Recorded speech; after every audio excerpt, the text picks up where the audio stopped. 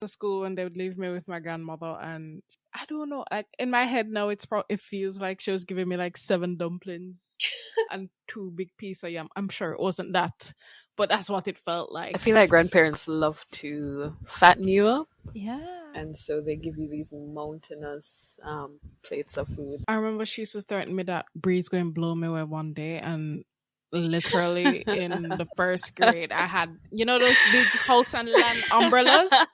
I was walking Mhm. off because I went to Knox and it's on a hill, and I walking down the hill and the umbrella start lift up, and all I could think was, this is why I should have eaten those dumplings. And the yam. Look at my grandmother's words coming back. So did you tell her that she was right? No, what? She would never stop feeding me. Hi everyone, welcome to Like a Real Book Club, a podcast from Rebel Women Lit. I'm Jareen. I'm Christina. And I'm Ashley. We actually had a whole different episode planned. The whole thing went left and we just casually started talking about motherhood and grandmothers and all these complex relationships that we love to read about, and it's probably just going to start right in the middle of a conversation.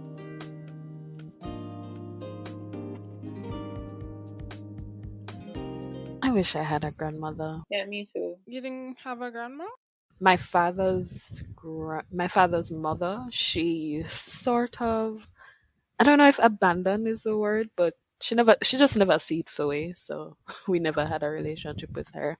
And my maternal grandmother, who was much closer to us, she died when I was like 3, so I don't have any memories of her at all. But hearing stories about her always made me wish that I got the chance to know her, because she sounded like, for one, she sounded like a bad girl, and 2, she just sounded like a really great person. So that would have been nice. Yeah, I feel the same, Christina. My mom's parents died before I was born, and my dad died when I was young.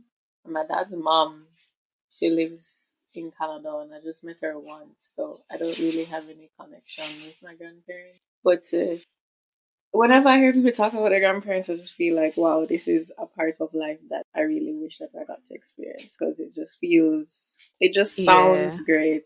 It sounds like you can just go talk to your grandma about something. It feels so wholesome. Yeah, right? Nice. They tell you about your parents when they were younger, and like it just feel like you can. Mm-hmm. I mean, that's a good relationship, but you feel like you can always connect to them, and it's nice. It's nice. But yeah, when I hear stories about my mom's mom in particular, I feel like I really wish that I knew her, because she just seemed really just strong and really just like, I'm not gonna take anything from anybody. This is how I'm gonna do it. And she just, I don't know, she seemed like a powerful. You know what you guys should read? Learning to Breathe by, what's the name of her? Janice Lynn Mather. The story's set in Bahamas. The character in it, she has this grandmother that she really, really loves her grandmother. She and her mother don't really get along. I'm trying not to spoil the story. But the grandmother in it is just so kind, and I don't know. I think it was the first time I read a book where it kind of reminded me a bit about my grandmother. And what I like about What's the name of the book again? Learning to Breathe. I have the hardcover, so I can lend it to you. What I really like about it was that the author had these recipes in there, not for cooking, but for medicinal things, cleaning. A lot of the things that it reminded me of what my grandmother would do if she was cleaning or just mixing stuff to do things. And I've never read that in a book. Especially now Pinterest and YouTube, and there's this whole thing about, let's mix these things to make natural ingredient cleaning products. And it's just so funny to me because none of this is new. A lot of it is just stuff that, well, for me, my grandparents would do, and I had never seen Caribbean documentation of it in fiction. So I really enjoyed those aspects of the book. I think I gave it 4 stars on Goodreads. I actually just looked it up and saw your Goodreads review. Just the way she weaved in those little aspects were really cool to me. I've found that I really enjoy Caribbean literature on a whole, but Caribbean literature that looks at motherhood and I guess grandmotherhood. I have a deep interest in exploring that side of motherhood. And I guess it's because I relate a lot of stories to my own life. So people in my life who I'm related to, but also people who are external to it. Like I'm thinking of Here Comes the Sun. When you mention that story, I'm thinking of Here Comes the Sun and thinking of Margot's mother and her journey to Kingston and all that she would have had to gone to, all that she went through for her daughter, etc. So I don't know, they're kind of like documentation, as you said, documentation of another life, of another time that I wasn't a part of. And so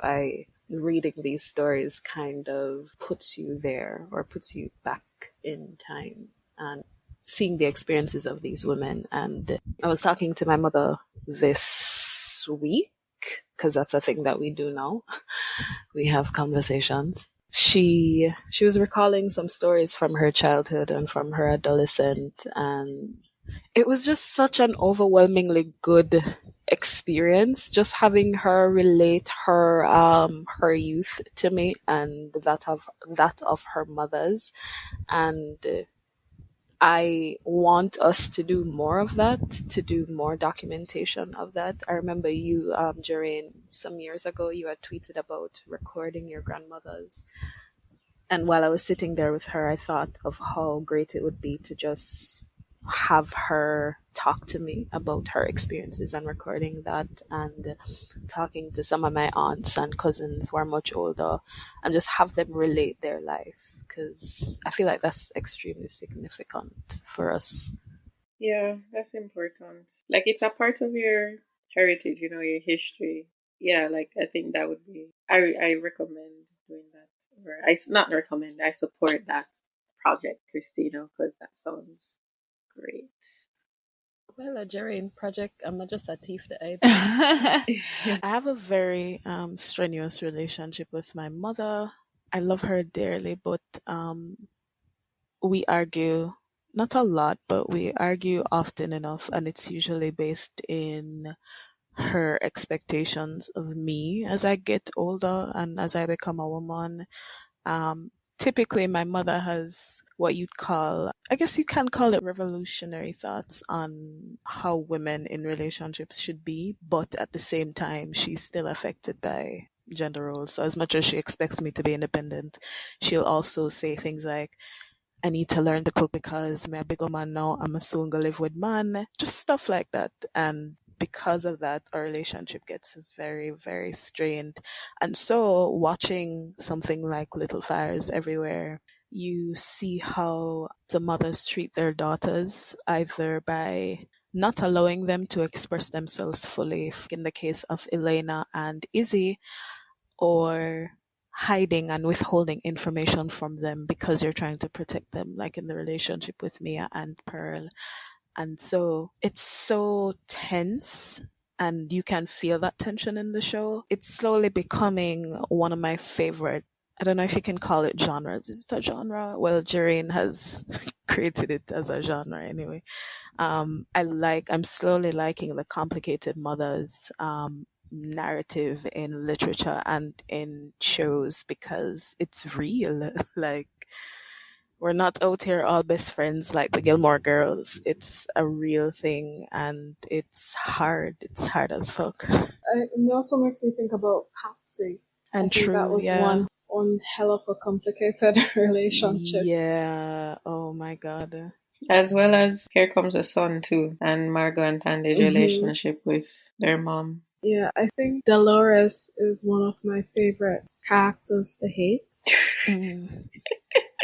I completely understand where she's coming from, but it's so toxic and dangerous So dangerous for you to be raising women that way. But then at the same time, it's her way of protecting them. It's her not wanting them to be disappointed by the world, so you disappoint them from home. Yeah. And that's terrifying. So I remember reading Here Comes the Sun, and initially, because we hadn't gotten Dolores's story yet, thinking, oh my God, what kind of mother is this? Like, the knee jerk reaction. And Mm-hmm. then we read her story and her history and what she would have gone through before she had her girls, and things start to fall into place and it makes sense. And as you said, um, motherhood, especially, I think, growing up in a place like the Caribbean, it's filled with so many expectations and it comes with so much baggage from people either not just disrespecting you, but violating you in so many ways. And the generational violence, you just keep passing it on and you get so lost in it sometimes, you forget to try to break it or break the cycle. And again, I see that with my own relationship with my mother too. Mm-hmm. I just wanted to make a comment on what you said about getting lost with it in it and then realizing that Hmm.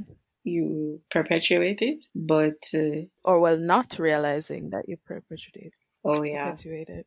But yeah, thanks go for that ahead. No, go correction. ahead. No, but still, say what you. Yeah, I'm going to. I think that a lot of people who have gone through violent upbringings and just like experience certain levels of trauma, um, I think I want to believe that they have the intention of not repeating that to other people, but there's this. It's like this muscle memory type of reaction where it's so hard, it takes so much effort to break that cycle and to break the the reoccurring, like you just feel like you being one person doesn't have the strength or the courage or the bravery to not repeat it, and so you just continue to do that. And I think it takes a lot of internal mm, strength to be able to not do that. That I don't think a lot of people, not necessarily have, but I think a lot of these issues are things that we fight kind of like by ourselves, and because we don't necessarily have a community where Yeah. we share our experiences with, it's hard for us to think that we can do this because it feels like we're the only one going through it. When if you would just open up and not just open up. I'm not trying to say that it's easy to open up to people, but just like if you're supposed to share your experiences with other people or read a book, you realize that there is a lot of people, or there have been a lot of people who have extremely identical situations to you.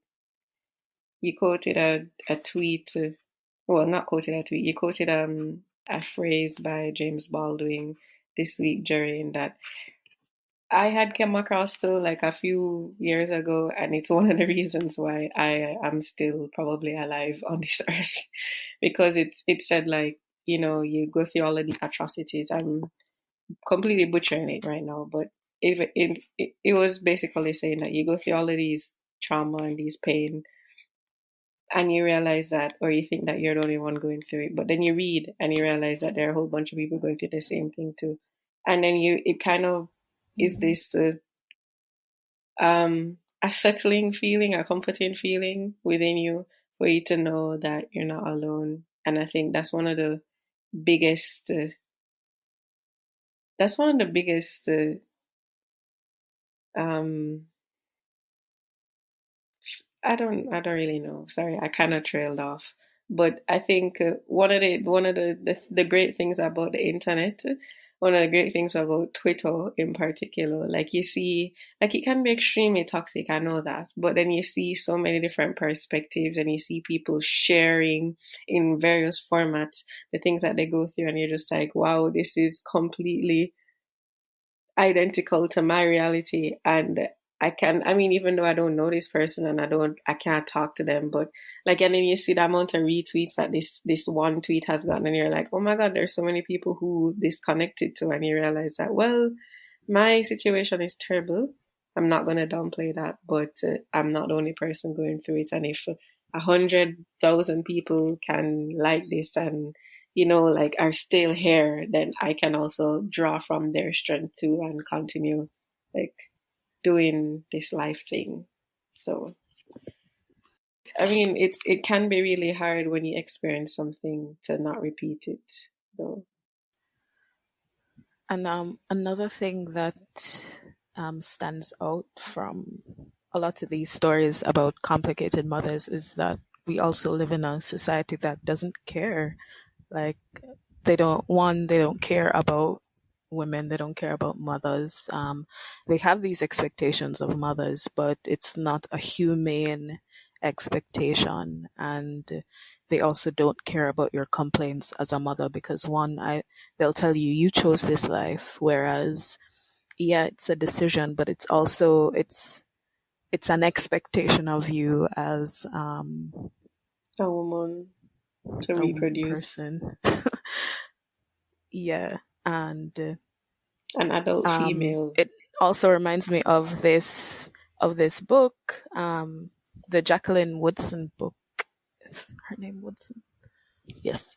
Red at the Bone. A part of that story also talks about complicated motherhood, and um, it's the relationship between a mother and her daughter, and that daughter's relationship with her daughter that she had when she was about 16 or so, and just how she sort of resented and hated her daughter when her daughter was born because her daughter ruined, or well, she felt like her daughter ruined her life in terms of the life that she had for herself. She planned this um, very elaborate life of, going off to college, moving out of Brooklyn, if I remember correctly, and going to pursue her dreams and her goals. And here comes this baby, along with her father, who sort of stopped her from being able to do that. And so she intentionally moved away for college and barely came back home, barely called. And on the outset, we'd say, oh my God, she's a terrible mother. Why would you not um, try to be a part of your child's life? Or some would say, why would you move away to college? Why not try to go to a college that's closer so you can stay with your child? And then when you think about the mother herself, you think about one, she had a very strained relationship with her mother, who was a conservative lady, grew up in the civil rights era of the United States, and so respectability is a very big part of how she sees herself and her family. And so we get all of these little complications, these little traumas that are passed on, and it's it's heart wrenching, and it's so many emotions that we're being asked to process. And I think this is completely irrelevant and unrelated, but kind of related. But I've been realizing more this year that a lot of us hate complicated feelings. We hate complicated emotions. We hate feeling different emotions at the same time. And I'm realizing that it's something that we have to learn to feel and process Yeah. because it's just a part of life. I I think I would go to say that I don't think we hate complicated feelings or emotions. I think we just hate negative feelings and emotions. And those, like, negative feelings are dubbed or deemed complicated. So the fear and the anger and the grief that we feel, those are things that are seem like because we're only allowed to be happy in our society. Everywhere you see signs that say no bad vibes and, like bad energy, stay far away and stuff like that. And it's like, it's so one dimensional and it's lazy because it's not fair and it's not realistic to always be happy all the time. It's not going to happen ever. So I don't know why we try to force out other feelings, and I don't know why we label them as negative and we label them as complicated and difficult. Because if we're supposed to just talk about how I we mean, feel, sorry, go. oh, I was saying that I don't disagree with you, but what I mean when I say complicated emotions, I mean we don't know how to, or we don't attempt to process feeling both angry and empathetic at the same time. So, for example, I'll use Little Fires Everywhere again. In the last episode, did you watch the last episode, Jareen? I don't want to ruin it for you. Yeah, I do. Yeah. So in the last episode, Pearl found something out about her mother. She found out that her mother was in possession of a piece of art that was worth a large sum of money, and that her mother, instead of using that for them, used that to help the woman who was trying to get custody of her daughter to pay her lawyer fees. And Pearl was extremely angry at that because she didn't understand why her mother wouldn't use that money to ensure that they had a better life. But her mother, Mia, felt extremely justified in doing that because she's thinking of herself as a mother too, and how she'd feel if she were to lose Pearl or not have an opportunity to be able to get Pearl back if she was lost. And there's a whole history to that, but that's irrelevant now. So they had this argument, this huge argument where Pearl didn't give two fucks about the nobility of Mia's act. She cared about the fact that you have allowed us to live what I would consider as a subpar life while you had this money for so damn long. And Mia was trying to explain to her why she did what she did and why the life that they live is how it is. And Pearl did not give two fucks. And while watching that scene, I was inundated by so many emotions. So it's understanding for both Mia and Pearl, empathy for Mia. She's gone through a lot. But also, I was very angry with Pearl in general because I found Pearl to be generally naive throughout the show. And so that's what I mean by having these complicated feelings all at once. So you're feeling several or a range of emotions all at once. And I think there's a fear because I don't think that people understand that they can feel multiple ways about a thing. That's a huge generalization, but it sometimes feels as if we don't want to meet all of these emotions all at once. But it does tie into what you've said, Ashley. Generally, especially with the wellness movement, the mainstream wellness movement, there's an adherence to positivity and immediately shunning anything that's negative when really that's bullshit. You can't escape negative, quote unquote, negative emotions. They're a part of us, they're a part of life. It's a matter of how we respond to them. So yeah, that's what I meant. I think for me, a lot of the times I process these complex feelings, and why I enjoy reading about them is because it's real life, and being able to see other characters experience maybe not the same thing you have, but something that's just as complex or even more complex. You get the opportunity to be a third party and go, wait, why don't you do that instead? Or, oh, I understand where this other person's coming from. So it's a lot easier than when it's your direct life. And I think that's the joy for me of fiction. It's the ability to process all of these very complex emotions and being able to empathize with these characters. And yeah, I think finding community is great. I'm thinking again about just learning to breathe and that book, and I'm realizing now on Goodreads that not enough people have read that book. Now I'm saying I'm getting it today. That's definitely the same one you were talking about earlier? Yeah, so let me give a proper actual summary of what the book is, because I think I only spoke about the grandmother earlier.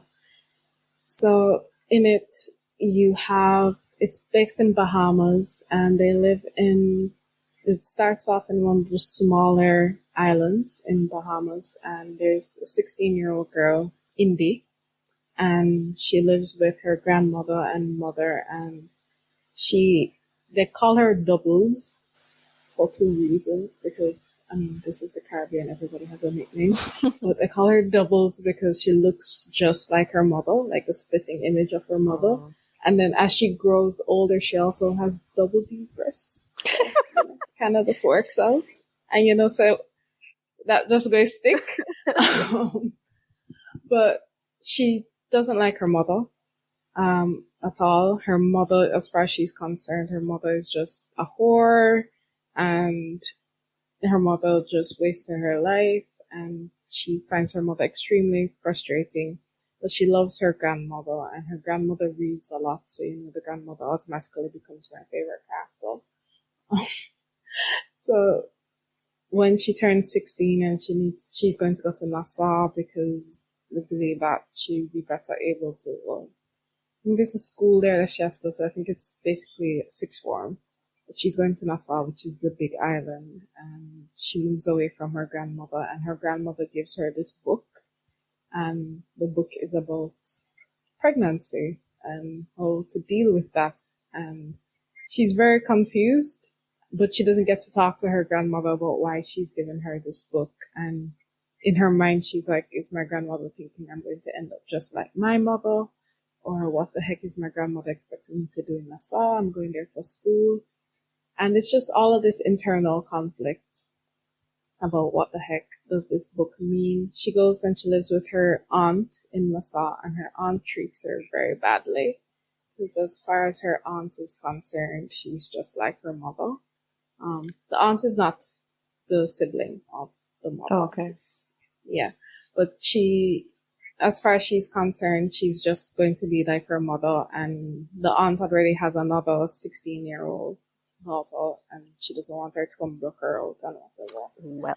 And yeah, and I'm giving us so much away in this book, but Indy Okay. gets raped by her cousin who lives in this house, and it's That's like the aunt's everything that she son? didn't want to become. Yeah. Okay. The aunt's son, the one that never wanted Indy to come back out her daughter. So she's living in this house with her rapist, and she becomes pregnant, and it's just her fearing that everything that she didn't want in her life is happening, and no one is going to believe her. And she says that it's her cousin who did it, and it's a lot of it is just a complete journey with herself. She has the book that her grandmother gave her, and now she feels even worse about it because she's just like, wow, my grandmother saw this coming, like this happening to me. But it's just all these complex feelings that she has because the book is annotated by her grandmother, which tells her this is what worked for me when I was pregnant with your mother. This is what happened. This is what I took. This is what I ate. All of these things. So she feels this connection with her grandmother through this book, but at the same time, she feels very guilty, very disgraced. And she ends up finding, interestingly, a yoga community on Nassau. But the woman who runs that yoga retreat was also raped when she was young.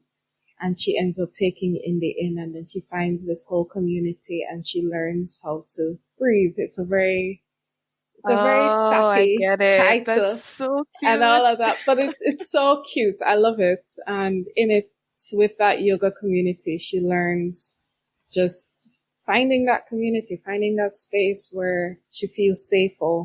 She feels much safer there than she does at the home that she's been sent to in Nassau. And then there's this whole journey. So even though I've told you a lot of the book, there's still so much more because she ends up learning more about her mother and learning why her mother is the way she is. And it's not like she learns that she shouldn't be judging her mother in that way. She learns so much more about her grandmother when she does find her grandmother again. And there's just so much complex, rich stories in there between just mothers, and whether it be teenage mothers, women who would have experienced violence, how women support each other through pregnancies, through all of this. And it's such a beautiful book. And but now I feel like I need to go read it. Yeah, me too. I'll read it. But I love it so much. I don't think they did a very good job in I don't know. I don't know if this book got into the right hands Mm-hmm. when it came to reviewing it and selling it. Hmm. This is why I think Caribbean readers are so important, because I'm looking through the reviews Mm-hmm. now, and there's just so many things that I think may have gone over people's Yeah. heads because of the Yeah. context it was written in. Hmm. But I think at the same time, even if you aren't from the Caribbean, there is this universal story of empathy and connecting with people, not being judgmental, because I think everyone in this book, minus the grandmother, or maybe even her to some extent, everyone in the book was quick to judgment. I think the only Mm-hmm. person who was relaxed about it was the son of the yoga retreat owner. He was the only one who was never really judgy at first. And this boy who did like off indie as well. But I just think he's infatuated with her. But it was such a good book in terms of just learning empathy and learning for indie as well, because you learn to see, cause through yoga, she learns how to breathe and how to slow down. I was, as you mentioned, the importance of Caribbean readers reading stories like this. Because when you were talking, I was thinking to myself that this phrase of one, man, why you corrupt so and so, or you could turn out just like your mother, how ingrained that is. And I imagine that, as you said, that it's not just a Jamaican thing, it's something so abundant in the Caribbean, and it shows again the sort of messages and messaging that you get as a young Caribbean girl. All of these warnings about the type of woman that you're not supposed to be, um, and how those, in addition to being warnings, they also kind of feel like it almost makes it sound like there's a curse to being a type of woman, a type of woman that's not respectable in the sense that we've created respectability. And fuck, it's just so fucking hard It's so existing. tiring. It's so exhausting. It's extremely exhausting because you constantly have to think about these different images. Because even now, as somebody who, claims to be learned and unlearning, there are so many traps that I still sometimes fall into because you keep hearing that voice at the back of your head that you grew up with. You keep hearing again, like in terms of me and my mother's relationship and cleaning, right? So I like to clean, but I don't always clean. But sometimes you get this feeling that as a woman, you're always supposed to have your space kept. It should always be clean and kept, and she'll tell you so that when people come in your yard, or when people say them a come in your yard, they not fair run and go clean up.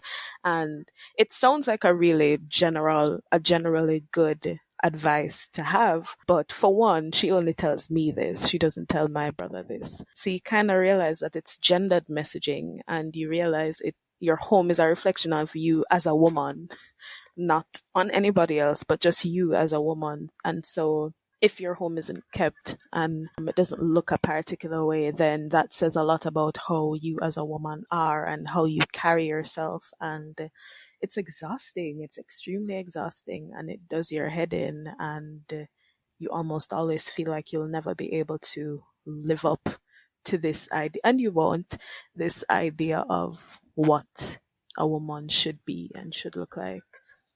And I think that influences the complication of mother-daughter relationships too. Again, this generational messaging that's passed on from one to the next, and it becomes especially difficult when you're trying to break away from it, and when you realize that it's bullshit, you attempt to break away from it, but it's literally everywhere, and it's loud. Those voices are often the loudest voices around you. Christina spitting facts, man. Facts. I have a whole thing with mother-daughter relationships. I need to do some writing on it, some reading and some writing on it, because I just think that as I get older, it's becoming so much more apparent. Yeah, and same with me. There's so much, and I don't even know where to start sometimes. And it's parental because I, yeah, it's so difficult sometimes, and the only thing I can do to just Yeah. not feel too burdened by it is to retreat into myself, and then I think, Yeah, to just internalize. yeah, just to I guess it's perceived as hiding, but for me it's just like I need to carve out a space for myself, and that tends to be my room because I'm just here chilling because I don't have to deal with anything or anyone else. But then I come outside and it's like, oh, you always lock up in your room and this and that, and it's like, can I live? When I'm outside, you have a lot of things to say, a lot of things to say. Hmm. Whether or not I'm there, I can hear All the you. criticism I in the can hear world. you. So, but yeah, it's just I've been reflecting a lot on something that happened on Friday. I mean, I won't share it because it's just I'll just say that it makes me realize that I really do have a lot of issues that I need to discuss, but I don't even know who the right people to discuss it with are. It just kind of feels like it's just something that I know and I realize, and maybe I'll just write about it to myself, and that could be enough. But it was just so stark on Friday, and I just was it felt like it broke me a little bit, to be honest. It just felt like this is what I'm talking about. This is what I've been talking about for years and years, and how does no one else see it but me? It feels maddening because it feels like you're the problem since you're the only person that sees it, but you don't know if people are seeing it and they're just ignoring it, or it's not a big problem to them, or like I don't know. And then for me, I start to have a whole bunch of thoughts about that's why I'm too sensitive, and it just like if I wasn't so sensitive, this will happen. And there are people who are, things just bounce off of them and it don't matter, and why it ever matters for me. And I get really mad at myself for being this way because it just feels like everyone else seems like they're going about their life for just not caring. So why does it matter to me? Why is it so heavy to me and my Why empath are you brain? so perturbed? Hmm? Yes, But why have we weaponized sensitivity? Like being Listen, oh sensitive, my such God. a horrible My thing. mother has been doing It's that an insult for you to be sensitive, every and I'm time. just wondering, what the fuck? Don't you want people who are sensitive to others around them about how they feel? It's such an interesting turn of events because on one hand, people recognize the need for empathy, but at the other hand, they yes, demonize sensitivity. It's so fucking ridiculous. yes. That's a great point, Doreen. Collectively, we realize that it's very important for our existence as human beings, but the like the one-on-one moments that it happens in, like that sort of the relational sensitivity and emotional capacity that we need to just like um, get through a certain level of conflict that will arise in any sort of human interaction, then that's when the demonizing and the weaponizing comes in, and you're like, how is it that we can collectively agree that this is an issue, and the moment, like when it happens, the moment it happens, you're going to tell me that it's too much and I need to stop being this way? I don't get it. And then sensitivity is it's gendered language, you know. Yeah. We I think we see sensitivity and any of that sort of emotion or response to things as inherently feminine, and so any emotion or anything that we've coded as feminine is terrible, and you need to get rid of that ASAP or you won't survive in the world. And it's the most insane irony Yeah. because, as you rightly mentioned, we are now in a place in our society where everybody says that, empathy is what we need in the world, and being more sensitive to circumstances and experiences that are not our own. And yet, when you go ahead to point out or to let it be known where someone's language might be harsh, or where someone's language might be homophobic or transphobic or whatever else, it's like, y'all too sensitive. Everything on a take upon it. It's not that serious. It's Oh not God, that I big a hate that. deal. It's not that serious. I Y'all need to hate stop. that. I hate it so much. It's so dismissive. What it really means is that I don't have the capacity to discuss this beyond what I said, so I'm out. Yeah. Like you need to Sorry if choose, it you need sounds to pick mean, a but side. You can't claim that you want empathy, but then you're gonna dismiss the empathy when it comes. yeah. On the whole mothering and even gender roles and stuff. Olive Senior has this book. It's nonfiction, Working Miracle. Oh, I have it. I bought it at book club. Same. So in it, she does a lot of interviews with women across the English-speaking Caribbean, Ooh. and I love Olive Senior, love her to death. She does childhood and socialization, and in it and I love it so much because I think we often use very American understandings of gender, Yeah. and you see it a lot, especially in, what do I do? This nice. Mainstream like feminist talk or speech, right? Yes, you see it a lot in mainstream feminism, where a lot of our understanding of gender and a lot of the critiques of gender is very Americanized. It's very, when it comes to women in the workplace, women in the Caribbean have always been working. Yeah, always. With or without pay.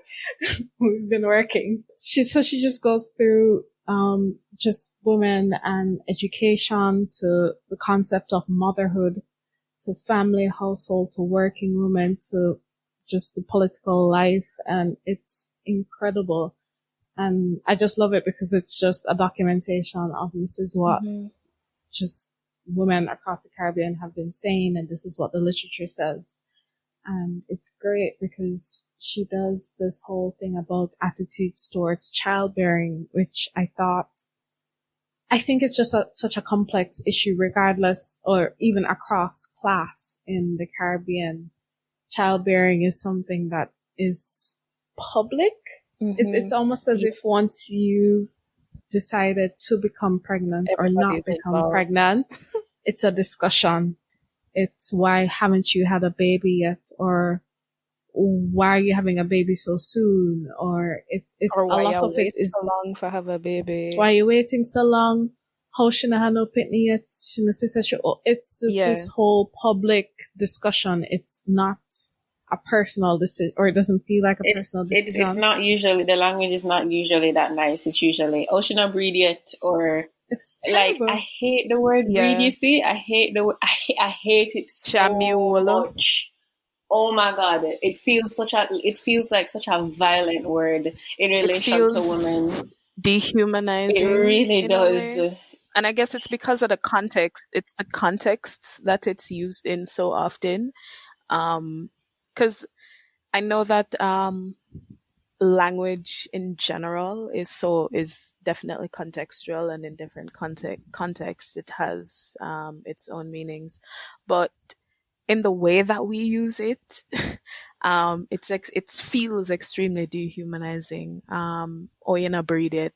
It's like a reminder that women's bodies are seen as, that's your purpose. Yeah, we're machines for production, or for reproduction, and it takes the personal out of it. As Jareen said, it's no longer me making a decision. Like, I recently told my mother that I'm gonna be honest with you, Mom, but I don't see children in my future. And she gave me the weirdest look.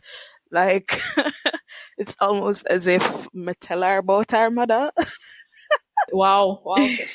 No, that's the sort of look that was on her face. It's like she said, it honestly does not feel like a personal decision for your whole family, for your whole community, even your workplace to some extent. Yeah. But what I thought was very interesting about her section on childbearing was the expectation of, regardless of how the pregnancy happened, you are expected to be positive about it once it has happened. It's a You gift from can't, God.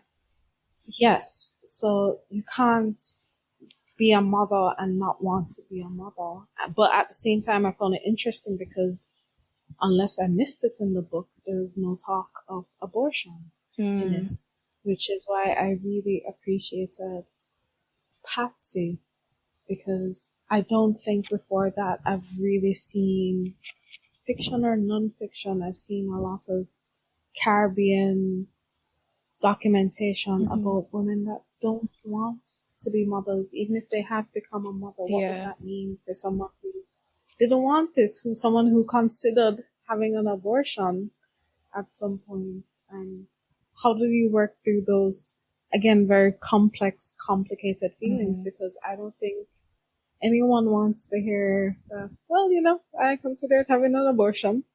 Because even if it's true, it's not something that I think I have a problem with that, because I do think we need to get to a space where we can be honest about it. Yeah. But it's going to take, we are centuries behind where we need to be to have these conversations, because we've just never had them. So we don't know what is the responsible way of having these conversations. What are the ways that we can do these very complex topics and still be kind and empathetic And compassionate. when we talk about these mothers who never really see it for motherhood. Because it's just so weird, because even when she's going through the interviews and there are women who didn't want to get pregnant, whether they got pregnant through violence or it was just an accident. But at the end of the day, you are expected to be positive about it. It's happened, and you need to. You should be grateful, because there are other women who can't have children, and here you are. Yeah. Which is another thing I don't think we talk about. I don't think we talk about women who try so hard to get pregnant and don't. Their stories just aren't told. Which is also why I love Little Fires Everywhere, because I even found myself empathizing with that I did woman. too, yeah. Even though she was frustrating. I really did. I really felt it for her. She's actually more frustrating in the book, if I remember correctly. She was less racist, but more frustrating in the book. But I felt it for her because years, and you finally get a chance to adopt a child, and you have this whole court case now because a woman abandoned this child that you've been taking care of. There's just all these complex stories that I'm glad, whether through fiction or non-fiction, get documented, because these are some really fucking complicated shit that we need to talk about. And then we also don't like, well, in the Jamaican context, we don't like women who can't have children. We might not use the word like, but in the way that we treat them, the way that we describe them, the way that we talk about them, it's a huge dislike. Because we know your womanhood is tied to your ability to have children. And so when you don't, you're a mule. And how dare you? How dare you not be able to reproduce? How dare your body betray this vital part of your womanness and your womanhood? And we kind of discard them until they're able to prove that they're women by reproducing. It's an exhausting existence. For me, it just keeps going back to it not being a personal decision, because it's something I've always known. I don't see myself having children, but I see myself regretting not having children because of how society will treat me as I get older. That's it. It's and that's like a very shitty reason to have kids. Like, I'm gonna have a kid so that society doesn't treat me like shit for being like 50 and childless. And it's something that I've been guilty of, just assuming that older women are automatically mothers. So you tell them Happy Mother's Day when you see them. The book that we're going to read, I think in July, the one that I recommended, Star Side of Bird Hill by Naomi Jackson, that has a complicated I think it's mother. June. Oh, okay. That has a complicated mother-daughter relationship. That's extremely interesting. I won't give away too much because I know you guys don't like spoilers, but I know that if I remember correctly, because I read this about 3 or 4 years ago, um, maybe three. There's two daughters. They're sisters, and they were sent to Barbados for the summer to stay with their grandmother.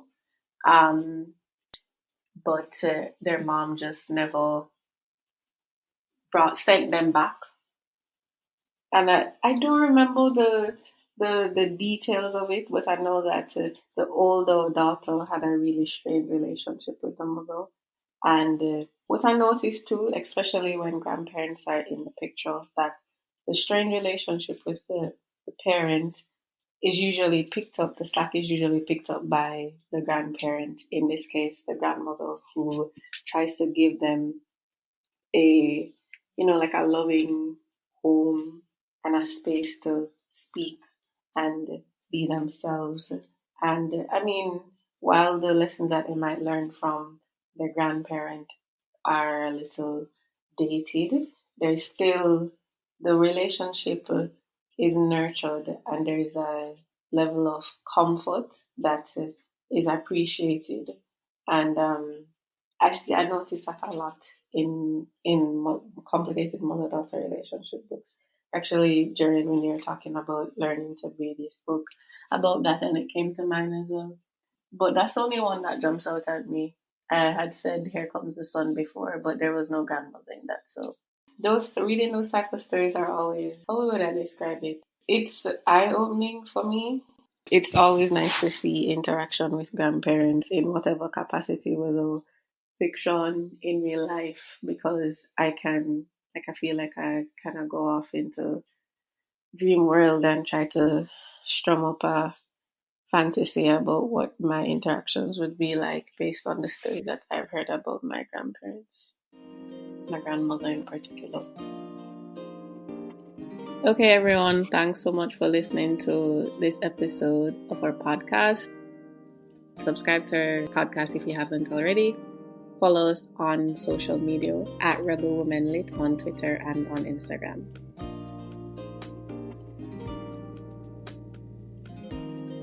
I was gonna drag you for a second, but then I remembered how you dragged me in the last episode for dragging you, so I won't. Thank you for not dragging me. You're welcome. Quarantine is teaching me patience. Swear that I'm the nice one. On that note, bye guys. And Bye. Bye, friends. bye, everyone. Bye.